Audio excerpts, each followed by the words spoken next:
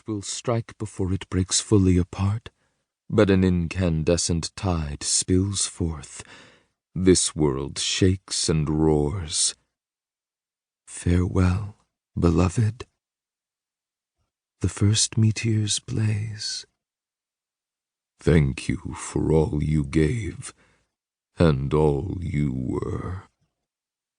I love you. Part 1. Kira. 1.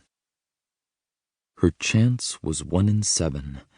Unless the ghost lay at none of his old lairs, then it would be 0, and finding him become a race against his enemies.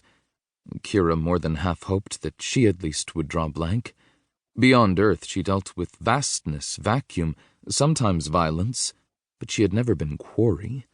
Por favor, let her simply and honestly report that Guthrie wasn't here and return to space. Nerves stiffened. She had given troth.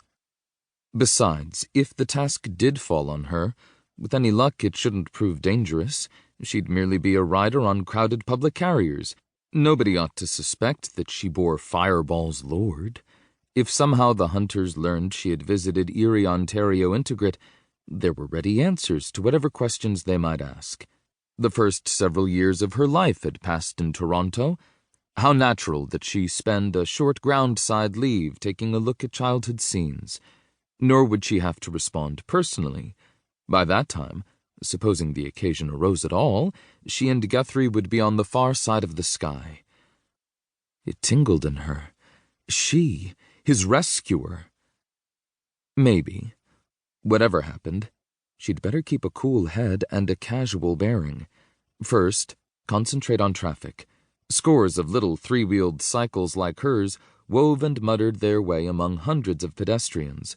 On most, the canopies were deployed, nearly invisible, shields against the weather. She had left her bubble folded, in an irrational wish to be free. Today, of even such slight confinement. Nothing larger was allowed on this street, but vans threw their noise and shadows down off the monorail overhead. Now and then a flitter went whistling above them. No matter how hard the times, here, the megalopolis churned. Turbulence eddied from each of the bodies and bodies and bodies that hurried, dodged, dawdled, gestured, swerved, lingered. Colors and faces lost meaning in their swarm. The air was thick with their breath, harsh with their footfalls and voices. Wind drove clouds like smoke across the strips of sky between walls. It struck through Kira's happy coat. Her blood welcomed the sharpness, which cut away part of the stench and claustrophobia. Had this sector gone hellward in the past couple of decades, or was memory just softening itself? She wasn't sure. Her parents had seldom brought her east of the lakes. Whatever the truth, she ought not to feel threatened. These were human beings, and better off than many.